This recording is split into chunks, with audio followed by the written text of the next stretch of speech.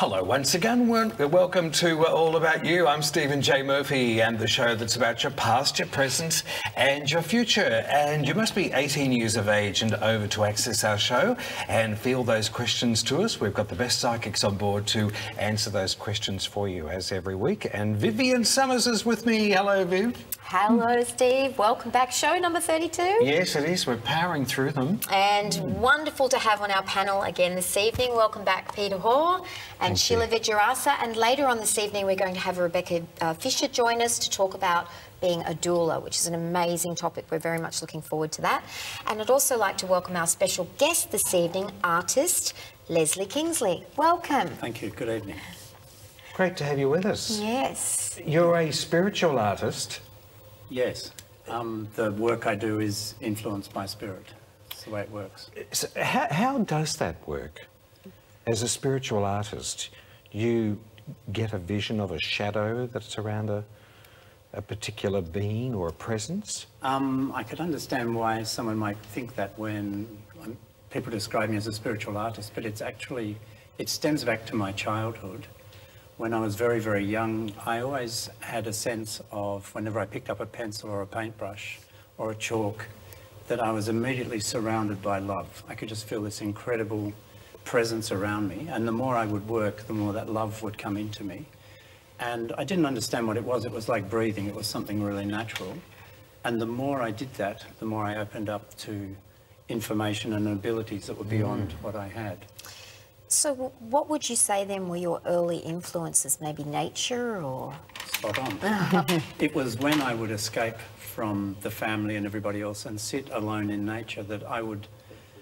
The only way to describe it is that I would become really intoxicated. It was a kind of, as I grew older, a kind of intoxication that the Sufis and some of the other spiritual writers write about. But I just became a feeling of connection and totally uplifted by everything, and that's what I wanted to do when I would start to paint and draw, was to communicate that, because I found I was unable to communicate that to family members and that sort of thing. I couldn't explain to them what I experienced. It caused them to be fearful about what was going on with this young boy. So if your parents were having some issues with understanding that, who would you say were the greatest people or supporters or influences for your work? When I was older, when I was at university, I met an uncle who was really switched on. He taught meditation and a variety of other things and gave talks on spirituality. And he was able to assist me a lot in the understanding of that. Yeah, that would be that and that connection that I'd made. The more I came to understand that, the more I was able to put a personality to that, what I call a particular aspect of divinity, which is what I interacted with when I was painting and drawing. Art really is an expression of divinity in my books. I'm a makeup artist and I see art in every form as an expression of that divinity. Yes, yes, I can appreciate that completely. Yeah. It's that divinity that's innate in nature, innate in all of us, that we connect with, and it's that uplifts people when they hear great music or look at great art. It takes them up out of themselves. They may experience it as an emotion, or they may experience it as elation, but it's that connection, and that's what I've always wanted to do through my art, as I said, since I was a young boy, to uplift people when they looked at what I was doing, so that they hopefully would feel that kind of intoxication that I feel, or that emotional shift that I feel when I'm in nature and also when I'm painting and drawing. Well, what's the key ingredient, in your opinion, in the process of when you're doing your artwork? And does it vary? There is a key ingredient. It's funny, I teach a lot, and a lot of art students will ask me, what's the secret, what's the secret? And I say, well, it's a lot of hard work, but there is a secret. But if I tell you, you're not going to like it. Well, that's right. No chef gives away their sauce. Well, I will, do they? Because the secret is, quite simply, to totally fall in love, completely in love with what you're doing at that moment. You have plans for a finished painting or whatever, but it's what you're doing right at that moment. When you fall totally in love with that and become so absorbed, time stops. Yes. You're almost in like medieval time that the medieval artist would have experienced, that it just stops. There are no distractions. And when you are totally in love with what you're doing, that is when you're opened up most fully to what's coming down through you from other realms. It's really a gift to think like that, isn't it, really? Because a lot of people are not able to switch off. You're surrendering yourself to that, which is lovely to hear. So is there a form of meditation involved? That's a really beautiful way to describe it, actually. Because I personally find that quite difficult. Right. Because we're all in our own world, and as an artisan, where I can sit back, I love people like yourself who are like guitarists or singers or musicians, and here you are a painter, and you create this magic. And yet there are other people in practical endeavours or politics or in the capacity of what we're doing, which I suppose is a form of an artisan. But you can really just surrender to it. You just fall into it, don't you? And you channel. I have to surrender to it. Yeah. Otherwise, my personality gets in the way, and that filters it, which is not good. Yeah. What do you mean when you say personality? You mean ego? The egoic, yeah, in the traditional sense of the word, the who I am and who I believe myself to be. Yes. That gets in the way as a filter. If I can remove that, forget about who I am, and distract that part of my mind, which is the conscious reasoning mind, and let that other come through, it's much more potent, much more powerful, and it's much more natural. I'm opened up to it much more deeply and much more profoundly. There's a purpose in art.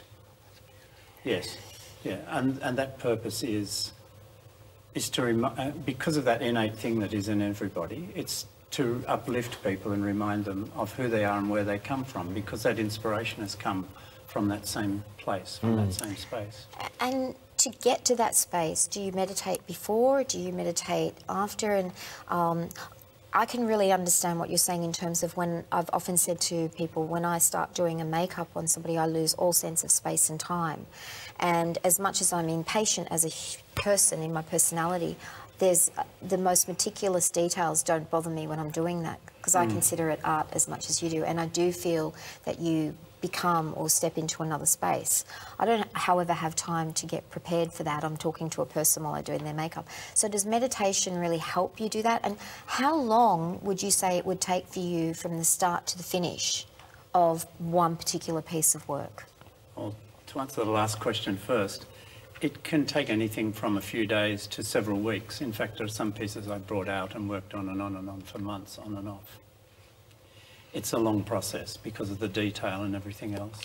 But I do meditate a lot, but ever since I was young, before I even learnt about meditation, the actual act of painting and drawing is a meditation in itself.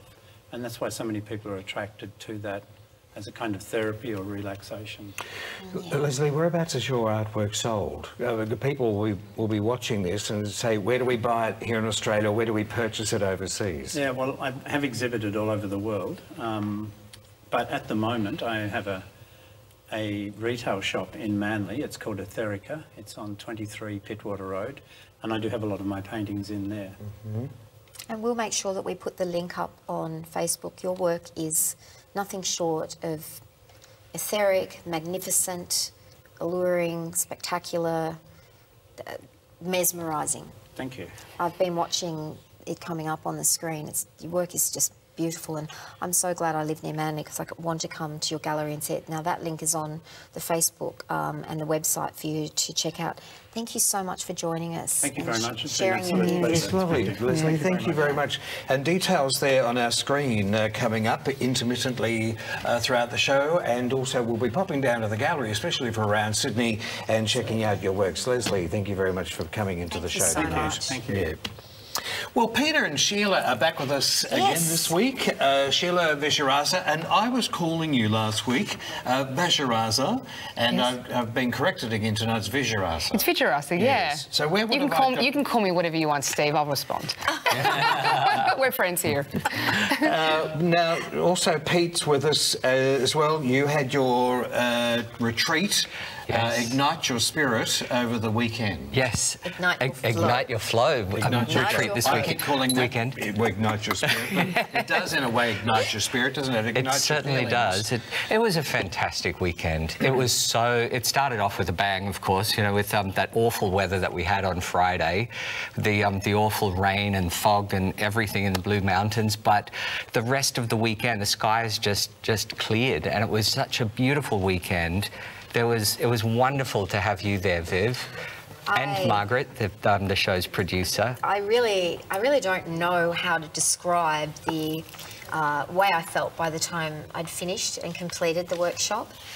Spending that time at that beautiful retreat, the Karuna retreat, just outside of Katoomba, and spending it in this incredibly nurturing environment, which was, you know, supervised by your incredible ability to heal people.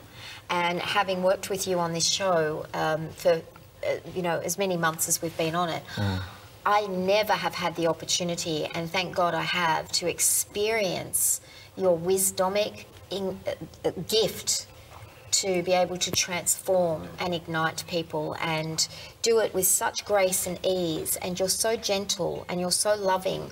You create a space that I could only imagine the toughest CEO from the top organisation would be reduced like a little baby, feeling wrapped in a rug by the end of 2 days with you. I'm so very grateful that I had that opportunity. Thank you. Oh, thank you so much for the kind words. It was really beautiful. It was the first weekend retreat with Ignite Your Flow, and I'm going to cry on TV. And it was really beautiful because all of the people who attended on the weekend, we formed a really beautiful bond over the weekend. Yes. Everybody came with their own story, their own, I suppose, things in their life that they're wanting to actually get into flow and create more of. And just being in that space up in the Blue Mountains, it's so healing at Karuna. You know, it was almost like most of the work was done just by actually being there. It was really, really beautiful spot. It was like stepping out of time, almost like Leslie was saying before, stepping out of time and stepping into another space, time continuum, in this beautiful nature environment, in the safety of this group of people. And I'd like to give a shout out to some of the guys that were there who were watching tonight. Chelina, Mark, Christy, Colin and Wendy, hello to you all. I feel like I've known you for half my life after 2 days. And that was because of the space that you provided for us. Yeah. It's incredible. When I was driving home from the mountains, I felt like I was wrapped in a rug of love. Ah, beautiful. Yeah, now, Sheila and Pete will be with us at the Fraternity Club on June 16. That's a Friday night. You can find out the details too through our website, and we'll be there at June 16, 7:30 p.m. and it will be $55 per ticket. Buy 3 and you get the 4th free. Okay, so let's get started with the readings. Our first viewer question, and please email your questions into us at allaboutyouau@gmail.com, not on our website, is for you this evening, Sheila. Okay. We have Christina. Okay. Christina is born on the 25th of the 9th, 1974. I've worked 3 different jobs already this year, but crave stability and security. I've decided to stick at my current job because it's better to earn a little rather than none. And I'd prefer to be unhappy at work rather than unemployed.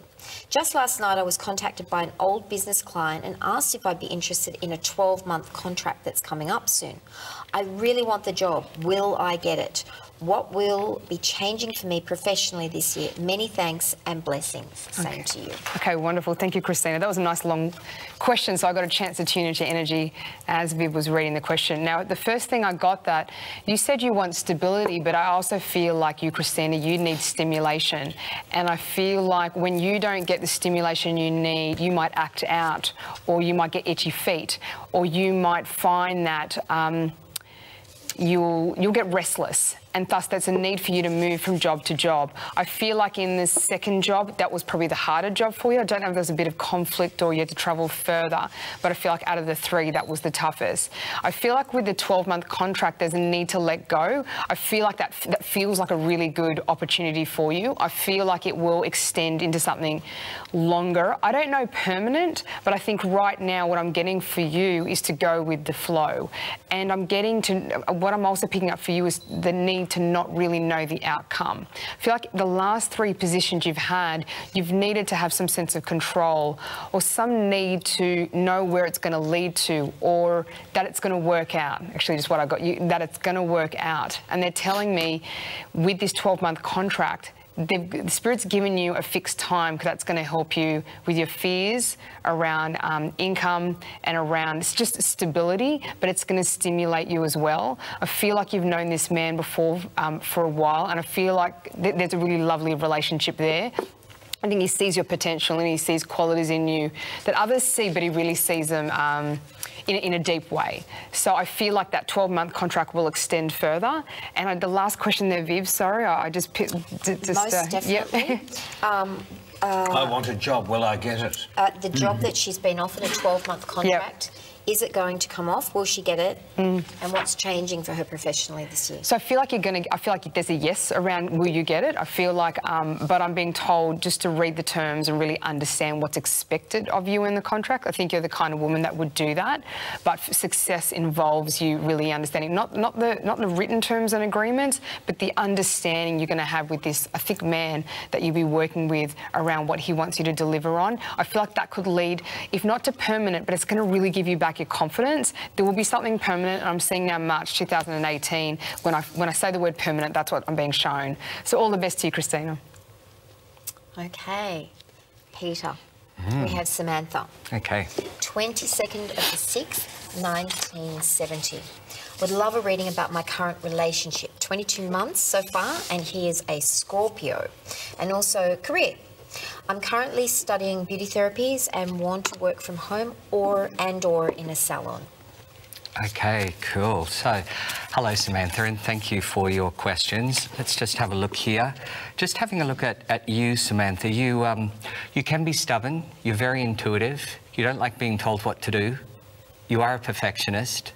Home life is very important to you.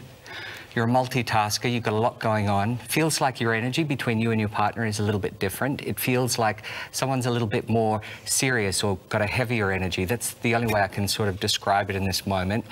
And so it's who needs to lighten up? Is it you or is it him? It feels like it's now an opportunity in order for you to focus on what we were talking about on the retreat, actually, getting into your flow, focusing on what you're doing. And it feels like it's one of you is just being a little bit impatient with the other because you're actually going through quite a transition. So maybe the impatience is coming from him, but or you're changing and you're impatient with him because he's not changing. It just feels like there's a bit of imbalance there. So take the pressure off, focus on what makes you feel good, do some meditation, do something that really just, focus on your beauty therapy because as Viv was talking about, that's a meditation in itself in order to be able to be in flow with your craft. And so do this. This is going to support you with your work, your change in work, the studies, and also relationship. Regarding the actual work that's coming for you, you've got to cross a hurdle, but there is actually, I want to say the hurdle's over the next few months, study-wise, and then there's going to be some piecemeal work. It feels like you'll be hearing about work through a friend or through somebody you've already formed a relationship with, and then this is going to lead to I suppose, further involvement. Not seeing working from home straight away, it really feels like, if it does, then good on you, but it feels like you're going to actually be working in like a centre or for people with contract work. All the best, Samantha. Thank you. Thank you, Pete. Get those questions into us too, by the way. All about you, au@gmail.com. Just like to stress that, and it'll definitely go through. Not that it doesn't go through on our other vehicles, but it certainly will go through quickly tonight. All about aboutyouau@gmail.com. The show that's about your past, your present and your future. As always, every Monday night, all about you. Sheila, I have a question here for you. Okay. Rebecca is the 27th of July, 1972. My husband and I are currently residing in different places for employment and family.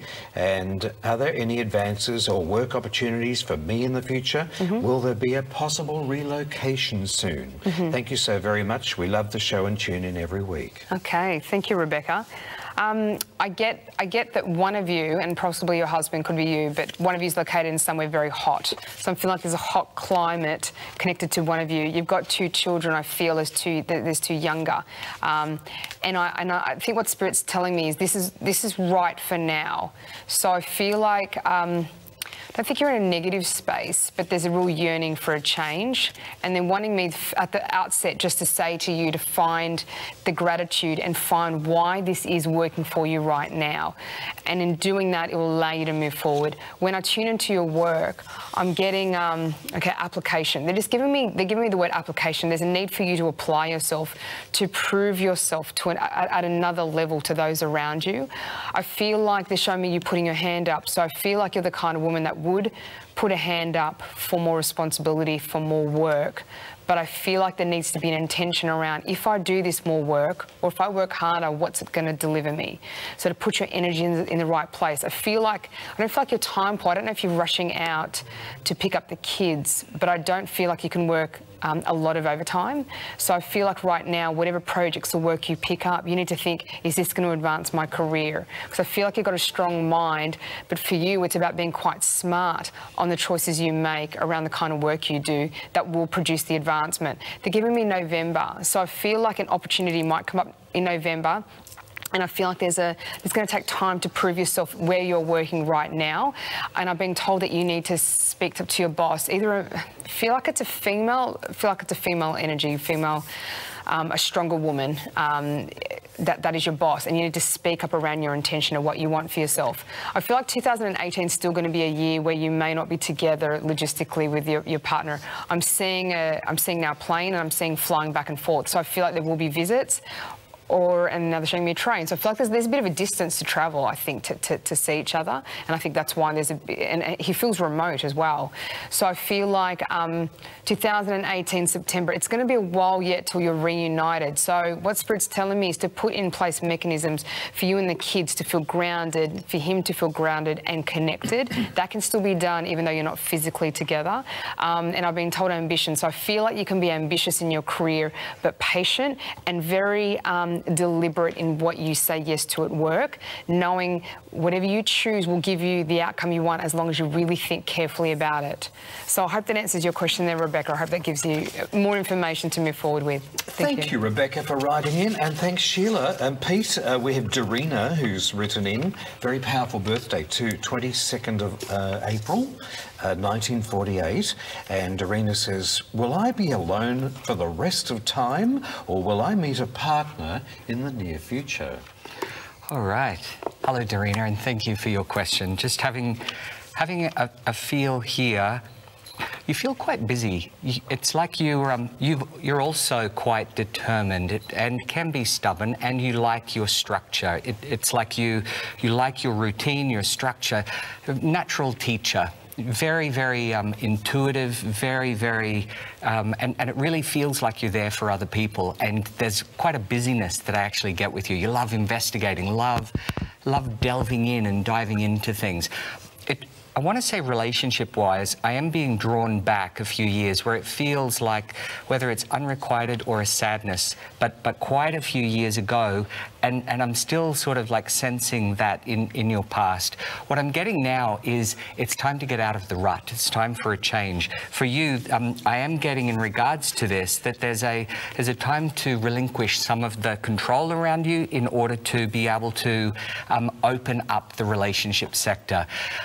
In terms of, is there like a mad, crazy love affair coming out? I'm actually getting more companionship, more something but it still feels like there's a little bit of an orderly or needing to have things in a certain way that's blocking your flow in order to get to the relationship that you desire or the companionship that you desire. So what I'm getting right now is it's time to shake things up. You are about to enter into a new chapter in 2018. So we're in a year of change this year. Be open to something new, exploring here for you. And what I'm also getting is that there's a, that for you, the relationship is coming. And I want to say in the next, I'm going to say a little bit down the track, 6 to 18 months, but get yourself out there, get involved, get into new clubs or new routines or new hobbies that are going to support you to get out of your comfort zone, and that's what's going to bring him through. That's what's going to create the change that you're desiring now. This is actually a really, really important time for you, Darina. And, bring that focus back to you right now in order for you to explore what makes you feel good. Let go of some of that fear. Step forward, have fun, and there is relationship on its way. Thank you so much, guys. Those readings were really spot on as always. If you'd like to get a reading, please email us at allaboutyouau@gmail.com. Please send in your viewer questions and we'll be able to give you a reading. Thank you, Viv. Throughout our programs that we've had up to show 32 now, in the earlier series, we had Rebecca Fisher with us, and we welcome Rebecca back to our show again tonight. Hello, Rebecca. Hello, Steve. So lovely to be here. Well, it's good, and you never change. Thank you. Remember we did our little show, but it seems like years ago. So long ago, and yes. It was only last year. Yes. And of course, when you came out, it doesn't seem like it was just years ago, but it just was only a few months ago. Exactly. And we were talking about the fact that you were a doula. Yes. But let's just recap. It's such a sweeping statement to say to you. Yes. What is a doula? What does a doula do? Okay. Well, a doula is actually professional childbirth support. So the word itself actually is a Greek word, so it means to mother the mother, or to be of service to the birthing mother. It's not a medical position, so it varies there. So we provide emotional, physical and spiritual support to the labouring woman. We help them prepare emotionally for the birthing process, and then we are actually attending the birth. So we're actually at the birth, giving that physical, emotional, spiritual support. Could be there for 27 hours, can be there for 5. And then we help with the early parenting. So, it's to provide comfort and support and to make the couples feel safe and to have a calm experience. Yes. Do doulas only support the natural experience? Oh, no. Yeah, you mean natural birthing. The natural birth. Yeah. They support both. And any good doula will support a woman non-judgmentally and have a very compassionate, nurturing approach, because it's a doula is about it's helping you with your choices. It's to empower you. It's not about whether it's not about you should have a natural birth or you should have a medical birth. It's very political. I won't go into all of that here. But it's about, just making her feel comfortable, safe, so that she can birth her baby, feeling those things, feeling supported. Sorry. No, I was going to say, so a doula is not a midwife. They're different. No, not at all. Oh, that's where I got confused. So many people do think that because we actually attend the birth, but we don't check dilation. We don't do blood pressure. I literally will breathe with a woman for 27 hours. That's what I do. So you're providing emotional presence. Because it's stressful. The husband's not sure. Men, the birthing environment is so foreign to men. And a lot of people actually do choose to birth in the system, in the medical centre. They're not So, you know, they want that extra support. Some people are actually scared of birthing in the system. You know, they're scared of hospitals. Hospitals are scary to people, you know, and yet birth is meant to be a joyous experience. Is it a bit of like, do people freak out? Not everyone's going to, but it can be overwhelming for a lot of people. It's completely overwhelming. Yeah. Can be completely overwhelming. Well, I was just going to say, I have a girlfriend that I had lunch with just this week, and she's 2 weeks away. And she was just expressing, I just don't know what to expect. I just have no idea what it's going to feel like when I go into labour. How am I going to cope with the way that I've been told to, you know, go through the breathing, and when do I go to all those things. So we actually, yeah, I mean, the thing there is that we answer all those questions that often the obstetricians and the midwives just don't have time for. You know, they see so many people, whereas we provide that one-on-one, we answer all the questions, and we help with any anxiety and fear that person may have around their birthing experience. Which most women have. I had tremendous fear. A girlfriend of mine, she was so scared about tearing, you know, through the... And so she actually paid a fortune, I think like a retainer or something, to an obstetrician, and at a private hospital, whatever you do, I don't know. And she'd paid all this money in Melbourne, but then she was down at the beach at Torquay, down past Geelong, went into labour, had to go to the Geelong hospital, didn't even get the doctor she paid for, and she had to go public. And so it was kind of like she was paying all this money just for peace of mind. She could have come to you. Yes, exactly. Wasn't that fated? Yeah. Do you have management techniques for pain management, even though you don't administer medication? No, that's a lot of what we do. Great. So yeah, and again, to help, you know, help the woman to have that natural experience as much as possible. And pain management is an enormous part of the doula's role, and we are there the entire labour, so we're watching the whole labour. We see the progression. We're not going in and out looking at other patients, you know, we're with that woman and her partner the entire time.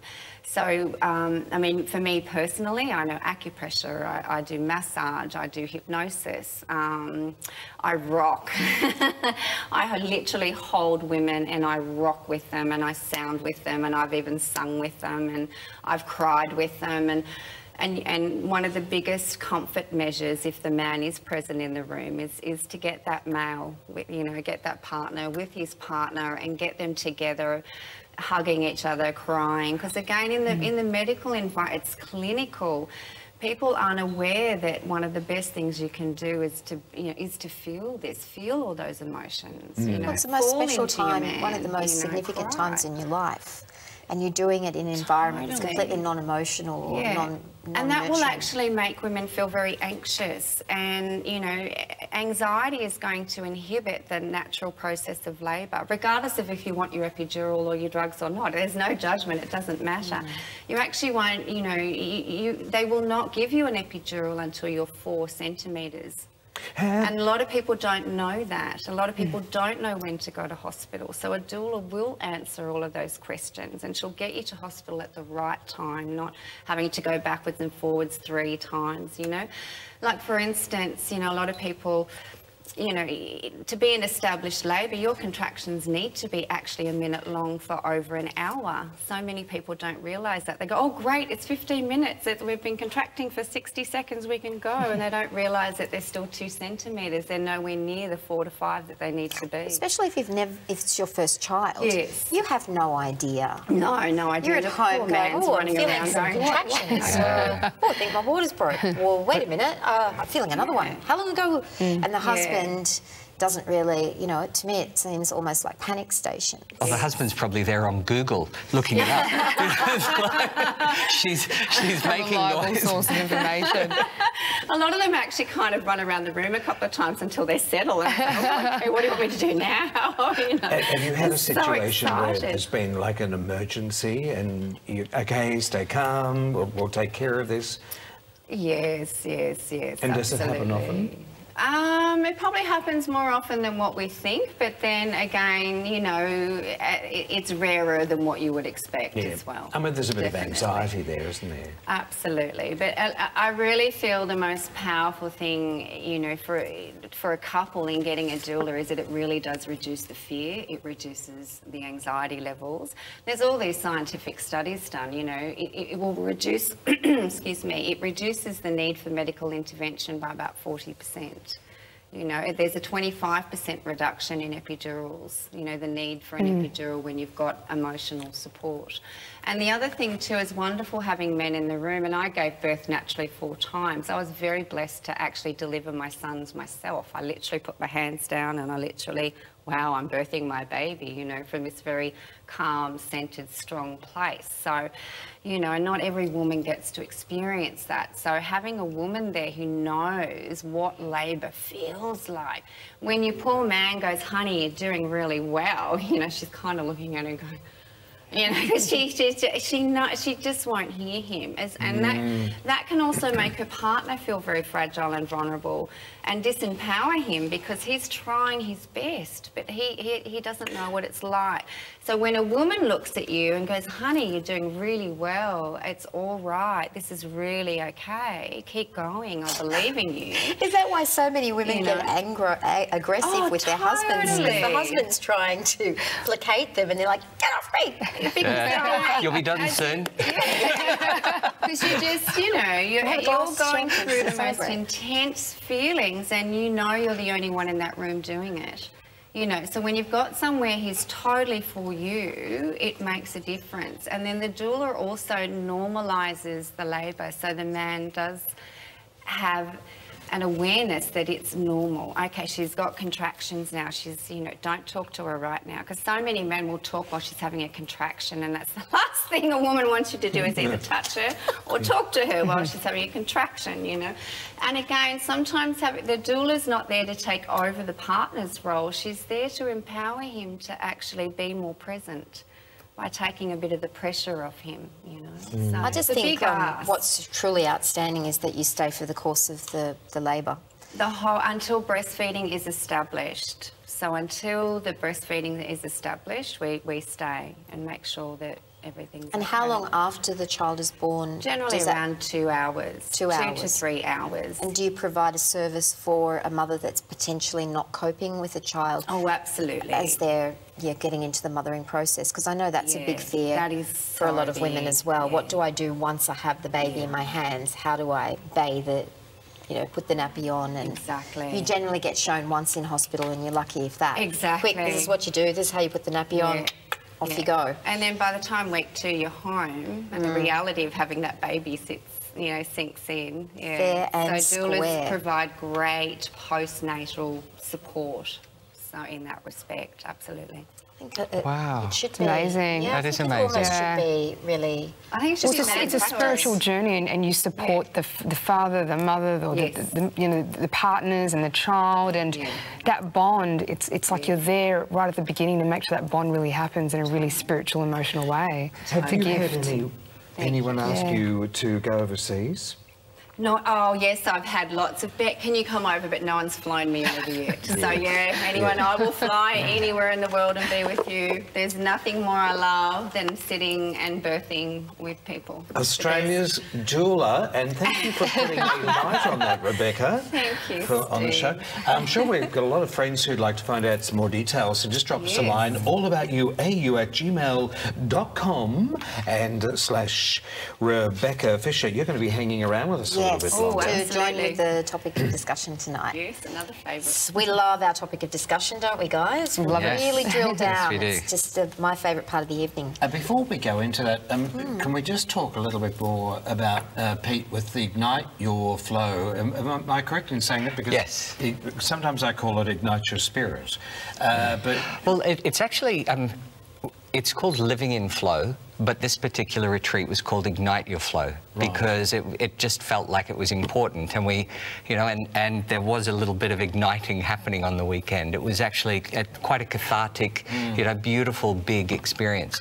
Yeah. when you say that, is there an outpouring of emotions? Do people find they're releasing baggage like, do we, in a circle, you obviously introduce yourself to people in the circle.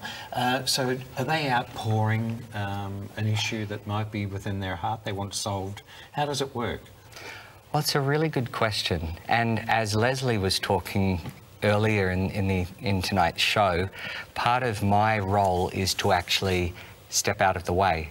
And so, you know, for the retreat, I had a structure, but at the same time, I was very much channeling, you know, as much as I, you know, was able to, in order to just be there and be present with what needed to be done. So by creating a safe space, which is what we did on the weekend, it enabled or supported people to go through their own healing process, because it wasn't a therapy weekend. It wasn't to try and fix or change people. It's an opportunity in order to create safe space where people feel held in a confidential environment in order to just release whatever we need to release and reconnect and plug back into ourselves. Yes. And that's the most important thing, because once you actually create that space, our innate wisdom knows what it needs. Absolutely. Similar to you creating that space for mother birthing. And we were in the most incredible space. Was it it was a temple, wasn't it? We called it the temple, and it was a workshop space, but a lot of Buddhist, it's a Buddhist sanctuary, a Buddhist retreat centre, lots of lamas. Rinpoche, he was actually staying in the room that you were in. Oh, wow, really? Yeah. Oh, Viv. Yeah, you didn't know that. Oh my gosh! Yeah. I was in this cabin with Marg, and the second I stepped into this cabin, I felt, it was so beautiful. The energy in that cabin was so welcoming, so cozy. It was warm because it was really cold up at the Blue Mountains. It was so lovely and warm, and it was just, that explains things to me. That cabin was actually built for him. For his first visit. Wow. Yeah. That's amazing. So it's really, really beautiful. Oh my God. Yeah. Oh.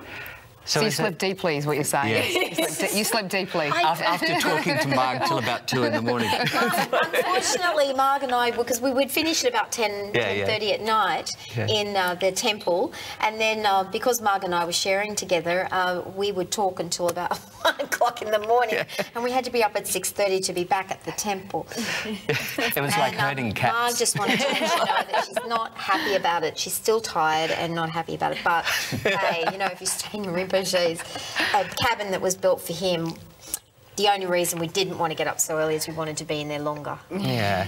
So it's a really beautiful opportunity for people to take time out in our lives. But no matter what you do, taking time out in order to replug back into yourself, whether it's going camping, having a retreat like this, something where you can get out of your head and you're back in your body. It's just so important in order for us to create that space. Because when we do, you know, the natural impulses, the natural healing wisdom just steps in. It's really You're back in flow by the time. We were going for a hike, or we went for a walk, and we were going through some fairly thick forage at one point, and I don't know, I've always liked hiking, so I sort of finished up being, I suppose, at the head of the trail with a kind of looked back and I couldn't see anybody, and then the next minute I'm sort of walking through grass that's over my head, and I'm thinking, well, I hope I'm going the right way. But what I love is when everybody caught up, you said, so Viv, what was it in you that made you kind of have to get to the finish line first? And I went, oh no, it wasn't that, it's just that. But I thought about that last night. I thought, yep, that's so me. Yeah. That's you being with you. That's not a bad thing. But yeah, because it was really funny. I started to treat it like a race. Yeah, because you know, we were saying when you're walking through the track, look at what you smell and see and notice, and let your inner child come out. And you should have seen these women just running up the hill. I'm sorry, I didn't see anything. All I saw was the end game. I want to get to the creek. Yeah, it was beautiful. And so there's, and you made us choose some rocks as well, some sacred rocks. Yes, we did on the actual journey back down from the cliffs. And that was a picture up there that you saw Viv on before, sitting at the top of the cliffs in the Blue Mountains. That was up on the screen, and that was just absolutely beautiful. Just there, look. You are sitting there on you one are of the sitting on that places. rock. Like it's like a throne. First thing in the morning. You know? Lovely. Oh, by the way, there was a puddle of water underneath my backside. So when I stood up, I was thoroughly drenched. So the walk all the way back wasn't quite as comfortable. But anyway. But great for the photo. And then on the way back, we actually, you know, I got everybody to get a rock that you felt drawn to on the way back. And you got a couple of rocks, you know, which were pretty amazing.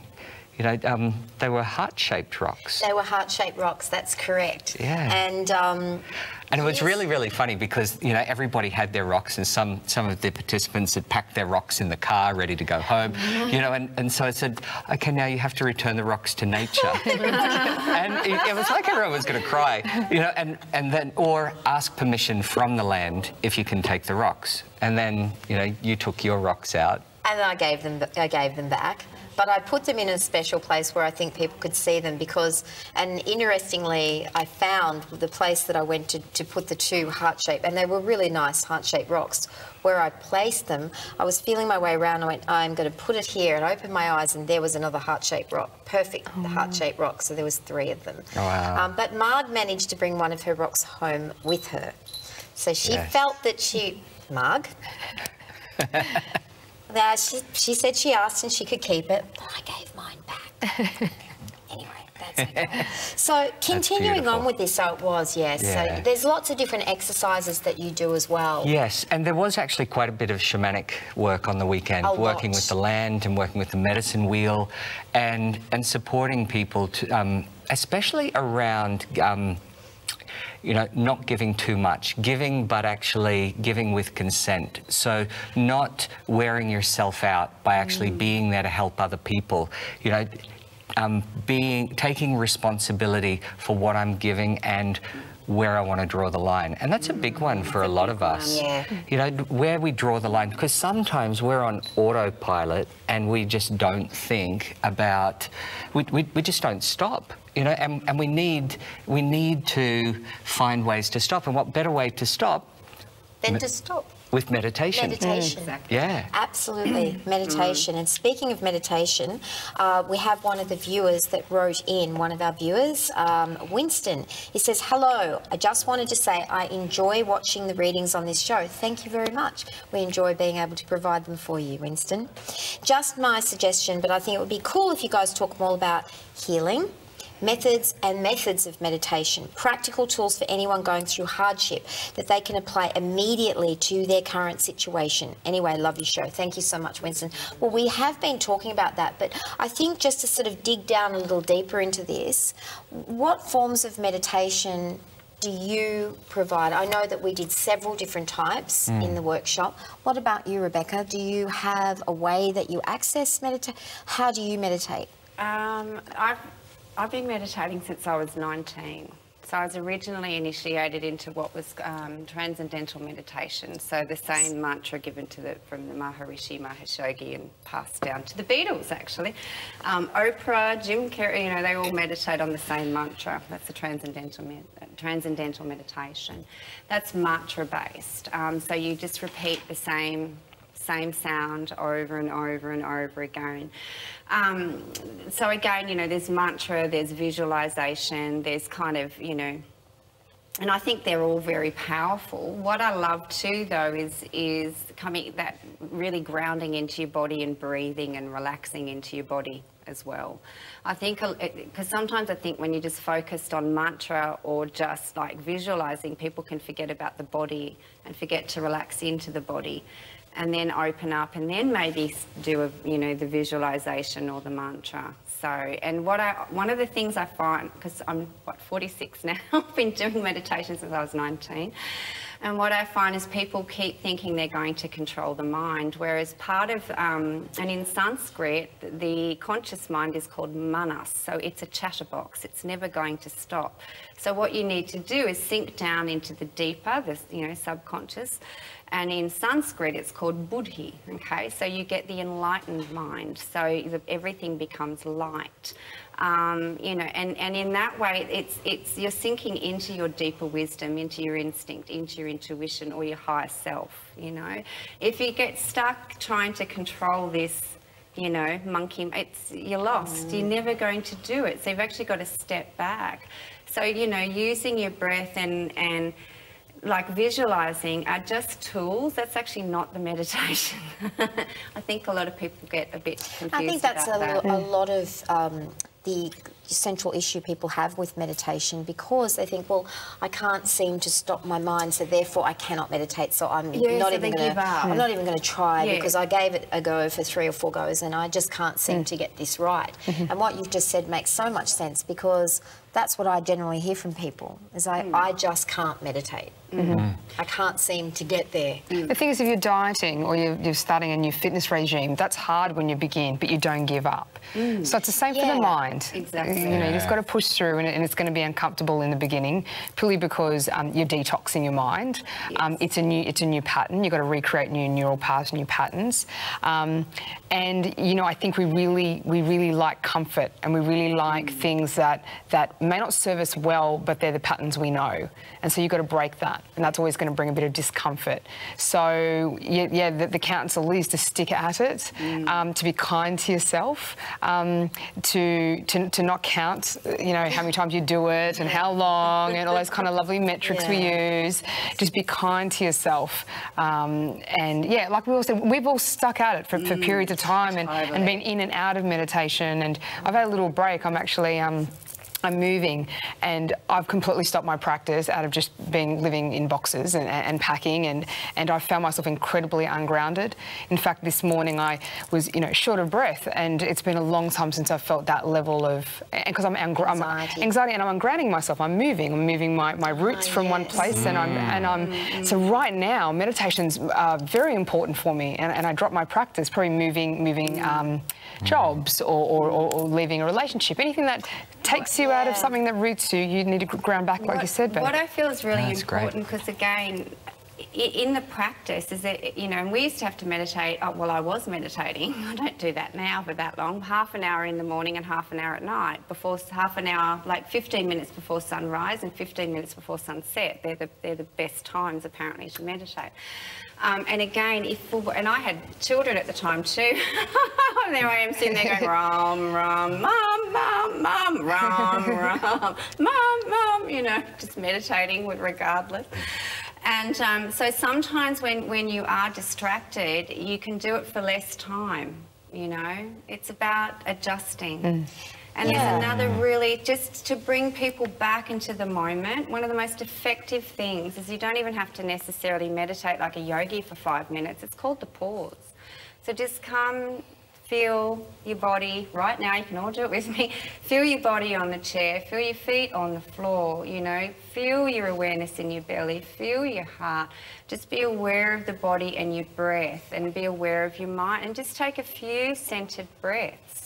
You can do that at any moment in between activities, you know, at the end of an activity. It's just called the pause. It's like a prelude, a little taste before your meditation. And when you're not in your meditation practice, that's so effective, because it just brings you back to yourself again and again and again. And you don't have to, you know, be a yogi or a psychic, or, you know, all enlightened in order to do that. It's a very simple That's practice. great. That's actually what I think we were doing with you yesterday, because after somebody would express something, you'd say, okay, let's take a breath. Yes. Each time we would stop with a breath.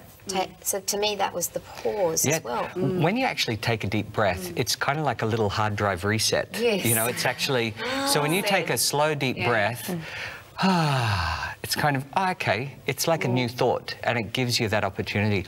But it's kind of interesting, talking about the monkey mind. I used to work in as an analyst years ago, and I would sometimes be sitting there writing some SQL code, and I would be doing a big long day, and my mind would just be stuck in the code, and I'd be traveling home from work, and I'd be thinking about it and thinking about it and thinking to myself, if I think about it just a little bit longer, then I'll be complete. But it would just go and go and go and go, and I would be stuck in this loop, and I couldn't get out. And some people can't get out.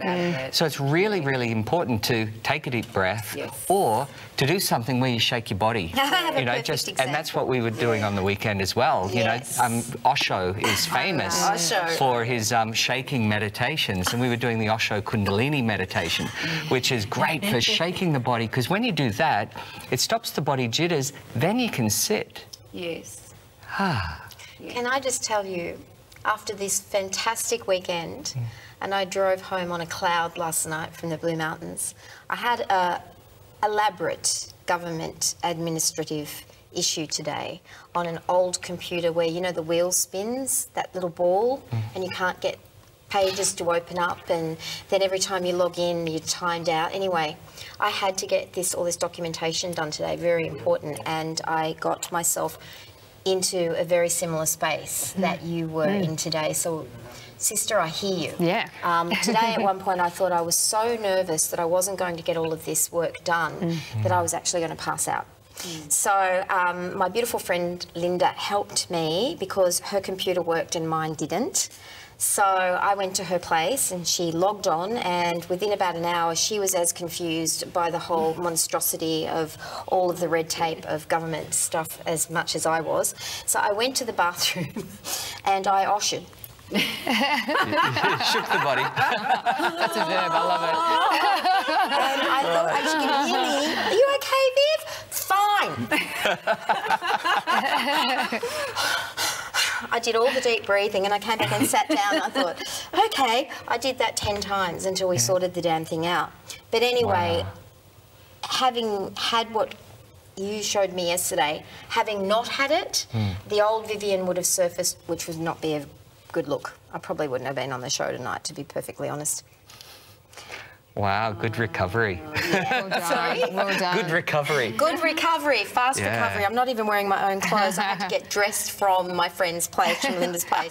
This is her outfit and this is her makeup. So that's how fine the line was cut today. Wow. So yeah, You're but putting in I place really something got to really practice putting all of that, trying to put all of that into place. And I can tell you, it was the biggest challenge I've had in actually trying to access it and utilise it. And I think what Winston was saying is, how do you use these practices when you're in these moments? And, you know, that's what I did today. That's probably what you did. I actually used those physical exercises. What you were saying before, I took the pause. I was like, okay, I can completely flip out here and completely lose it, which, let's just say it as it is, I basically did. And how can I just grab on something to try and pull myself back together? In the past, I probably wouldn't have done that. I probably would have just gone way down that rabbit hole of... Yeah. Because I'm not an administrator. I can't... I'm a makeup artist. I'm terrible with technology and all that stuff. I like the idea. Sorry, I was just going to say that that's actually a really good point, because meditation's not about... It's not for the sake of waking up 15 minutes before dawn and doing this Zen thing. It's for when the crap hits the fan at 2 in the afternoon. That's what we're doing the meditation for. Absolutely. In order to be able to recover and just do one of the techniques that support us. I just kept saying to myself, it's okay, to my inner child, I'll look after you. And my inner child's going, you're not looking after me. You're not looking at Yes, I am. I'm looking after you. Be quiet. Stop having a tantrum. Get in the car. Talking to myself, and I think my friend was like, oh, I think she should go now. No. But to it was all good. Pete's point, we need to use that when we hit crisis points. But you have to believe it's going to work. And I agree, a workshop or going away for a weekend and immersing yourself and having positive experiences creates the belief set, yes, meditation does work. So people don't have these experiences that show them. So I think there's some sort of immersion. I had an immersive experience about 8 years ago that taught me that, yes, it does work. And then you come back into the world and you take a little bit and you start to use it and have success. I'd love to hear experiences from people on Facebook if you want to write, if that hasn't worked for you and you've just used an app or things like that. There's a lot of technology now where you can build up from 30 seconds to 10 minutes and things like that. But I think immersion really you can transform. And with a group, the collective energy I think is quite powerful. And then you meditate, you Definitely talk. Something about the collective. Yes. And Marg and I were both saying last night, after learning these techniques that you taught, and they're very simple, easy techniques to emulate. We have to go to Ubud. and do this in Bali, because after having the last trip that I just did in Bali and going to Ubud, it's such a, what an amazing energy, as is Katoomba. So, well, that's the next one, living in flow in Bali. Yes, stay tuned. Dates to come. Yes. We'd like to thank our special psychic guests for coming in tonight. Sheila Vijayarasa. Thanks, Steve. Thanks, Vivian. Lovely to have you with us as always. Peter Hoare, thanks thank Pete, you. for coming in. And Rebecca Fisher, doula extraordinaire and in demand soon around the world, even if it comes to our show. Thanks, love, for coming in. I'd like to find out more details about any of our psychics or guests on the show tonight. All about you, au@gmail.com. Viv? next week's show, we have Michelle Milne coming down from Queensland especially to do some readings for us, and Dr. Lynette Ameli. Lynette is a qualified medical intuitive, so get your health questions in for Lynette on next week's show. And special guest next week is Zdenka Holman, and Zdenka will be talking about eat and exercise the Yay Way. Now, the Yay Way is a fantastic name. Yay meaning yin and yang, the Yay Way. And you know how you were saying before that with meditation it's a practice and you have to build up to that practice?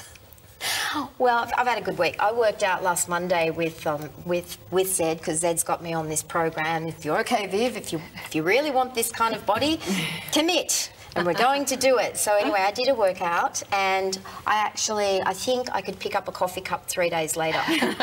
Wow. And I have never been I've never had muscles I didn't even know I had, that were just so sore. I was having 2 baths a day with and I said to Zed this afternoon, I said, Zed, I think we might have to just, monitor that, or, just carve it around it a bit, lessen a few of the repetitions or the weights. And she went, no, Viv, that's actually what you've got to do. You've got to feel your muscles. You've got to challenge them if you want them to change. So you're doing exactly the same next week. So, yeah. That's the like way. meditation. I tried that exercise thing, but it didn't work for me. And hello to all of our friends in country Victoria, in the town of Yea, which is spelled Y-E-A. Did you know that? There you go. Yes, lovely little country town. Oh. Is that where Lee's from? He's got his hands up in the air. Number 3 must be from Yay. Yay. Are you from Yea, Lee? And once again, we would love to thank the crew. Oh. We've got beautiful Matt on camera 5 that's come in again tonight, all the way from Channel 9. Thank you so much, Matt. Hello. Thank you. Thanks, Matt. And of course, always Mr. Jimmy Dupe. We've got Rennie over there. Hello. Thank you. Yes. And thank you so much, Lee. And Kitty. Where's Kitty?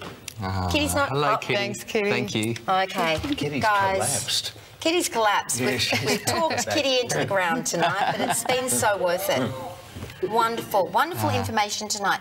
I think every single woman having a baby should have a doula. I think it should be mandatory. Really, as important as the obstetrician in its own way. It's very important, and they work harmoniously to create a positive outcome.